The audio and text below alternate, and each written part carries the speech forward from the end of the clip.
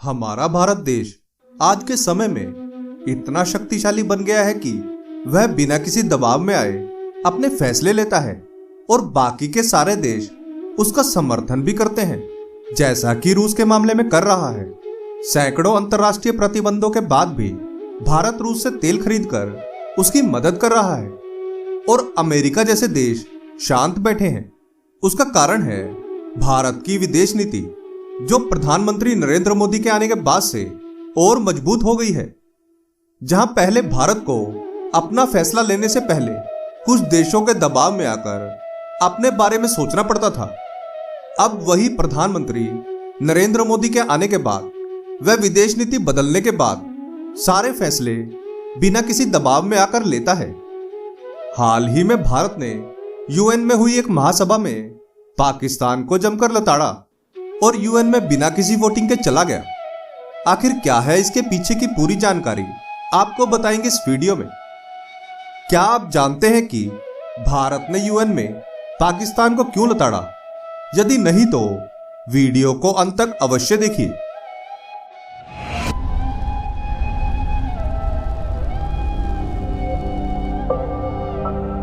प्रणाम मित्रों, ज्ञान और वैराग्य चैनल में आपका बहुत स्वागत है। यदि आपने अभी तक हमारे चैनल को सब्सक्राइब नहीं किया तो जल्दी से कर लें और वीडियो को लाइक करना ना भूलें। तो आइए शुरू करते हैं आज का यह वीडियो। जैसा कि आप सभी जानते हैं, पाकिस्तान अपने आप को इस्लाम का ठेकेदार समझता है और यदि कोई भी देश इस्लाम की कट्टरपंथी नीतियों के खिलाफ कुछ बोलता है तो पाकिस्तान को लगता है कि इस्लाम खतरे में आ रहा है।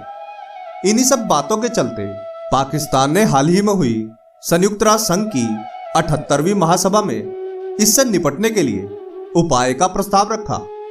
ये लोग इसे इस्लामोफोबिया कहते हैं। इनका कहना है कि इस्लाम धर्म को मानने वाले लोगों को ज्यादातर देशों में खतरा है, इसलिए इन सभी इस्लामिक लोगों की सुरक्षा के लिए कानून बनाना चाहिए और एक विशेष दूत की नियुक्ति की जानी चाहिए। पाकिस्तान के इस प्रस्ताव का 115 देशों ने समर्थन किया, जबकि Bharat, Brazil, France, Germany, Italy, Ukraine व ब्रिटेन सहित अन्य 44 देश वोटिंग के दौरान अनुपस्थित रहे। यूएन में भारत का प्रतिनिधित्व करती हुई रुचिरा काम्बोज ने कहा कि भारत सभी प्रकार के धर्म भयों के खिलाफ है, चाहे वह यहूदी विरोधी हो, ईसाई विरोधी हो या इस्लामोफोबिया हो। लेकिन इसके अलावा भी हिंदू विरोधी, सिख विरोधी और बुद्ध विरोधी लोग हैं। यही कारण है कि भारत सभी धार्मिक भय के खिलाफ खड़ा है। वह किसी एक धर्म का समर्थन नहीं करता। इस्लामोफोबिया से निपटने के उपाय के खिलाफ भारत ने अपनी स्थिति को बताया। आज हम दुनिया में बढ़ते भू राजनीतिक तनाव व असमान विकास का सामना कर रहे हैं, जिसके परिणाम बहुत घातक निकल रहे हैं और धर्म के आधार में भेदभाव व हिंसा में चिंताजनक बढ़ोतरी देखने को मिल रही है। भारत ने कहा कि विभिन्न धर्म को अपनाने वाले बहुलवादी व लोकतांत्रिक राष्ट्र के रूप में भारत का इतिहास लंबे समय से अपने विश्वास व धर्म के लिए सताए गए लोगों के लिए शरण स्थली के रूप में काम करता है। भारत हमेशा से सर्वधर्म समभाव की नीति पर काम करता है। चाहे ईसाई हो, बौद्ध हो या फिर यहूदी हो, सभी धर्म के लोगों ने भारत में भेदभाव से मुक्त वातावरण पाया है। यहां सभी धर्म का आदर किया जाता है। कंबोज ने कहा कि सभी धर्म का आदर हमारी संस्कृति में ही नहीं बल्कि हमारे संविधान में भी स्थायी रूप से वर्णित है। हम इस्लामोफोबिया, यहूदी विरोधी व क्रिश्चियनोफोबिया से प्रेरित सभी कार्यों की निंदा करते हैं। लेकिन इस सब के अलावा भी अन्य धर्म हैं जिन्हें यहाँ इस तरह का भय है। हमें उनके बारे में सोचना चाहिए, ना कि केवल एक धर्म या संप्रदाय के बारे में। कंबोज ने कहा, धार्मिक स्थलों, मंदिरों, मठों और गुरुद्वारों में हमले बढ़ते जा रहे हैं। मंदिरों की मूर्तियां तोड़ी जा रही हैं, नरसंहार किया जा रहा है और यदि ऐसे में सिर्फ एक धर्म की सुरक्षा के लिए नियम बनाए गए तो बाकी धर्मों पर खतरा और बढ़ जाएगा।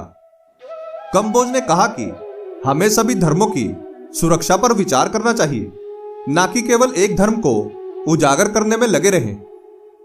भारत ने कहा, हमने पारसियों, बौद्ध और यहूदियों को शरण दी जब उन्हें धार्मिक नफरत के चलते मारा जा रहा था।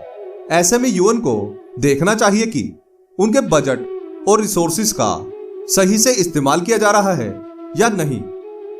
भारत सहित अन्य 44 देशों ने इस प्रस्ताव के खिलाफ कोई वोटिंग नहीं की और वहां से वापस आ गए। भारत के इस रुख को देखकर पाकिस्तान दंग रह गया। आपके इसके बारे में क्या विचार हैं? हमें कमेंट में जरूर बताएं। आशा करते हैं कि हमारी प्रस्तुति आपको काफी पसंद आई होगी। आपसे अनुरोध है कि आप इस वीडियो को ज्यादा से ज्यादा लोगों तक पहुंचाने के लिए लाइक, शेयर और सब्सक्राइब करें। धन्यवाद।